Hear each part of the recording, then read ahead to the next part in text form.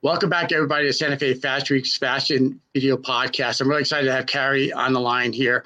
Carrie, you were actually in Santa Fe Fashion Week once upon a time. Welcome back to our channel. Thank you for having me. Can you tell us a little bit about yourself? Well, I am a custom boot designer. I'm originally from Texas. Moved down to San Miguel de Allende in Guanajuato, Mexico in 2010. And just kind of on a whim decided to start making boots, designing boots. And I was able to get a translator to go with me over to Leon, which is the leather capital of North America. And we found a boot maker, and I'm still working with him today. So 13 years later, we're still working and creating beautiful boots. Yeah, you really do. So, yeah, no, and that's a pretty quick way to get to it. So can you tell us a little bit about your process and the early days? You go from having a whim to actually doing that. I'm sure there was a lot in between. Can you tell us about that process? Yeah. Well, my passion is painting. I'm a painter, and been doing that for this year will be 25 years that I've been selling my work. So I am from McKinney, Texas, where I had 2 different art galleries, lost my lease on both of them. So I moved, opened a gallery in Dallas. And that, it was fun for a while, but I was just so ready for a change, middle-aged woman, just got through going through a long divorce. And as many women my age have done, moved to San Miguel. It was, just a wonderful, beautiful place. And so I have always worn cowboy boots. And so I thought, well, I think I want to have a pair made with one of my paintings on it. So I took a painting called Cock of the Walk. I'm a real big peacock fan. Mm-hmm. And so I took it, I printed it out. I took this translator with me to Leon and walked around asking, all these different people if they could make me these boots. And everybody said no, but 3 different people gave me the same man's card. So we called him, met him later that day. And I said, I just want a pair of boots. And first he said no. And then I was like, oh man, so then he said, well, let me try. And Spanish, he didn't speak any English, and he still doesn't. And my Spanish is better, but not very good. But anyway, so a month later we go to his house and that's where his workshop is. And I walk in and these boots are sitting on the coffee table, and I just started crying. They were so perfect. They were exactly what I wanted them to be. And actually this is them, the first pair, the Cock of the Walk, So then they turned out so great that I was like, well, I can do this. So between January and May, I had 15 different designs and boots made, and ended up having a fashion show in Dallas. And that was in 2011. And then throughout the years, it just, evolved into more than just my paintings on boots. And we started doing, like if somebody wanted to design their own boots, we would have them made. And if anybody that buys custom made boots knows that they're extremely expensive, and it takes some time to have them made and things like that. So I've always wanted to sell directly to the clients rather than go through a retailer, which I have done and successfully. But I always want my prices to be affordable for everyone. I mean, they're not cheap, but they're not, $3,000 or more, which a lot of custom made boots are. And my bootmaker, he does such personal work that, you can have just about anything made. We've done everything from, people putting their kids on boots, which is kind of weird, but, but, a lot of businesses put their logos. I've done a lot of brides' boots, and just people in general throughout the years. I have some collectors that have 20 pairs of boots of mine, so it's been a really fun ride. now that I have moved to Santa Fe, New Mexico, so it's not quite as easy for me to deal with it now because I've spent almost 11 years in San Miguel before moving back. I still have a gallery there. I still, that's my main source of where my customers go and stuff like that. And San Miguel is such a great place. I don't know if you've been there, but everybody loves it. And so it's kind of like Santa Fe, up in the mountains, beautiful, lots of people. And anyway. No, well, essentially a couple of things. Yeah. Several years back, the city of San Miguel signed a sister agreement with Santa Fe. And They were actually a really nice sponsor for Santa Fe Fashion Week. So they set up a booth and stuff like that. It was really cool. But let's jump back into the early days. So, you had this inspiration to make the boots, and I'm guessing you really didn't know what the margins were going to be or what the demand was going to be. What did that look like when you were costing these things out and then building in a profitable margin into these? Were they just one-offs when you first started?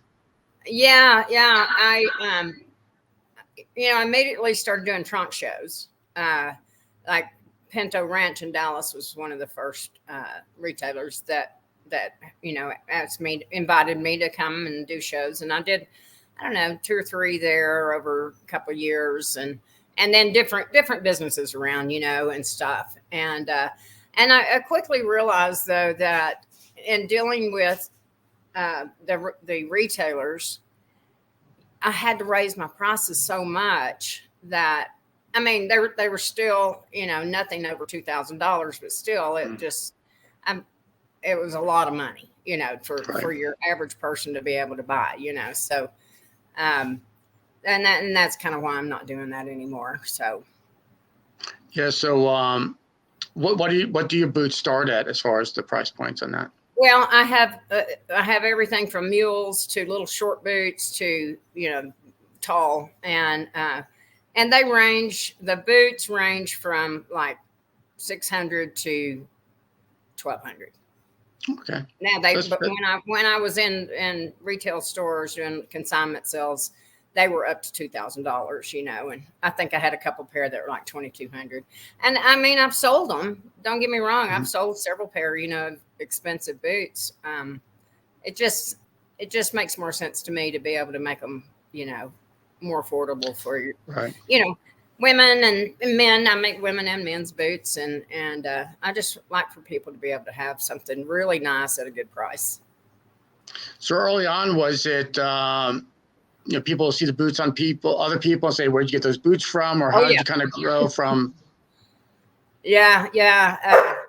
My dog's That's here. That's okay. Yes. Everybody that buys my boots always says, give me some business cards, because everybody wants to know where they come from, So hang on just a sec. You were saying, passing out your business cards or giving your cards to the people that are buying the boots and then telling their friends about where buying the boots. So earlier we talked on the phone, and you talked about you did some stuff through consignment as well. You've tried that path? Yeah. Well, I had like? planned, when we moved back to San Miguel, we moved to Santa Fe from San Miguel. I had planned on opening a gallery in Santa Fe. That was the plan. And then that we moved here in December of 2019. Well, everybody knows what happened 3 months later, COVID hit. And so, obviously that put everything on hold, and, New Mexico shut down more than most states, so nothing opened up for a long time. And, during that time, I just decided that, it was best just to keep my gallery in San Miguel and, work with some retailers here in town. And I did. And it worked out really well, except that 2 of them shut down because of COVID, while my boots were in there. And so, it was just time to kind of put it all in perspective and do the most simple. I'm 65, and I'm just not ready to. I don't want to keep working so much all the time. I'm a painter. I love painting. I do very well with my paintings, and so I just decided that was what I wanted to do more of. So I'm still doing the boots, obviously, but I'm just doing it with my website and word of mouth. I have a ton of clients that order boots from me all the time. So it's not like I don't have that, that network. Yeah, that's a nice place to be, because you have an established relationship with your manufacturer. You built a really great brand with your clients, right, and your referrals. So in some ways, it's simplified your life a lot, and it's more of a turnkey situation. I mean, you still have to be artistic. And are you still doing like you did in the early days, where you're applying your painting, your art to the boots? Is that still the way you kind of go to creating your boots from your painting, or what's that creative process like? I'm still doing that, but at the same time, I mean, like, I have clients that, one of my clients is a singer, she has a band and everything. And so she's a total hippie chick, so I'm always we come up with different ideas, sunflowers and peace signs and, all kinds of fun things like that. So she's got lots of boots of mine, and just whatever you want to do, I mean, I've done men's, like one guy loves the Grateful Dead. So we did a Grateful Dead boot that we could do without, get away with without having to do trademark stuff. We just kind of made it fun and loose, but so if people have an idea, we'll make it happen the best we can. My bootmaker works out of his house, so it's not. I think that's what's cool. I'm sorry. I was gonna say, I think that's what's cool, is that people can actually talk to the designer, and then you can implement their what they want, their inspiration. Exactly. So I think that's really kind of a neat way to be able to do business. Yeah, my bootmaker was working for Liberty Boots, which I'm sure most people are aware of if they wear cowboy boots, and it got to a point where they were doing other things. So he had been raised by his father to do exactly this, handmade boots.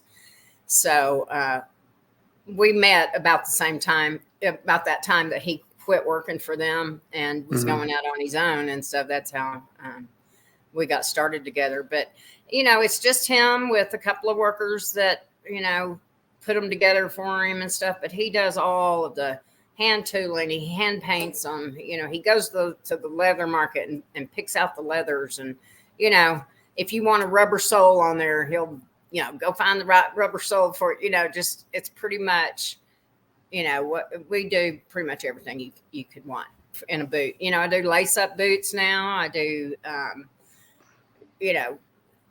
patent leather, really pretty patent leather boots and snake skins and stuff. Although U.S. Customs has made it a lot harder for me to ship that. So that's not, most of those I have to do down in San Miguel. But anyway, it's the options are limitless. So any advice you give to people that want to get into that, I guess, fashion or boot making? Any advice to those kind of people? Well, I would, finding the right bootmaker is the most important thing by far, and someone that you can trust, someone that will, take all your ideas and try to make them as much as what you're wanting, what your vision is in your head is what you want to see on that boot. And I mean, there's been times where I've, got a pair of boots that I ordered from him, and then I was like, that's not quite what I wanted, and then he'll just make me another pair or something, but, and it takes him about 12 weeks from start to finish, which is a pretty good, time. But, there again, I'm not making, 20 pairs of boots a week either, so that's, big difference there. So. Right. So when you were selling them through boutiques or through a shop, were they still one of a kind, or were you able to kind of like mass produce in a way where it was just one design and you'd make 10 or 12 of them? Yeah, totally. And I was selling wholesale, to the retailers and stuff, so their price was better. But one of my retailers, she wanted to design her own boots, and so I mean, she had mine in there as well. But she came up with like 3 designs, so we made those and did them in every size, and stuff. And so that was really fun for her and for me, because I really like her and stuff. So. And, and of course, when my bootmaker gets an order like that, then he brings in a couple of more people to help, but So what we do is we come up with the idea, and then I draw out a rough sketch, and then I'll send it to him, and then he'll draw up the actual sketch on a pattern that will fit the size and the shape and the height and all that of this boot. And then we send that back to the client to, okay it, or if they want to change something, then, it's a process. It goes back and forth. I try not to do anything without the client, signing off on it, saying that's what I want, so that makes it. We've messed up a few times throughout the years, but not too much. Well, it's good to hear. And then I think the thing too is you're going back to different sizes. So you have all these different SKUs because you got your women's boots, you got different styles of boots, you have men's boots. Yeah. Our here's feet another are one. build wider feet than others. And look at this one. This is one of my newer ones. This is called Open Air. It is not lined, so it's cooler in the summer, with the Sacred Heart on it. But we've done this in so many different colors and everything, and different heights and stuff. But that just goes to show this man can make anything. He's fantastic, and it has the little nails in them, and everything's handmade. So it's pretty cool. Well, it's interesting that you're talking. I was just thinking about I don't know if you've been watching like Yellowstone and that whole series of. I think he's done a really amazing job. But reading these different fashion magazines, stuff like that, like Western wear is really kind of blowing up because and it's interesting how these different TV shows, sometimes they'll take notes from, if it's a period type of show, they'll take the costuming from then. But now we as consumers, we take cues from like what's the hottest series. So have you seen an uptick because of these TV shows? Maybe a little, but not that much, really. Boy, I sure would love to sell some boots to Yellowstone. Yeah, that'd be amazing. Wouldn't that be fun? To find some boots for them. that would be huge. Maybe they'll watch this and they'll say, "We need some of them." Their boots. I also do these leather corsets, and it's like a wide belt corset thing, and they're really cool. So I was selling to a stylist for Western movies, and she would order these, and then she would just beat them up and make them look like they were 100 years old, So it was pretty cool. She ordered, she probably bought about 10 of them from me, So that was fun. That is cool. And he does, he does everything. I mean, we make like binder covers, like for daytimers or iPads and stuff. And I mean, he can make anything. He's just so talented. That's cool. Well, I really do appreciate your time. And so you have a show coming up in Santa Fe sometime soon. What is, can you tell us about that? My 25th anniversary of my painting is this year. So I'm going to have a show here in September 27th. And just, have a live band, have some drinks and some new art and some new boots sitting around, and just, invite some people over and have a good time. Celebrate. Well, I'll definitely do my best to see you there. And I want to thank you for your time. I want to thank everybody for tuning into our fashion podcast, and stay tuned for upcoming episodes. Thanks so much.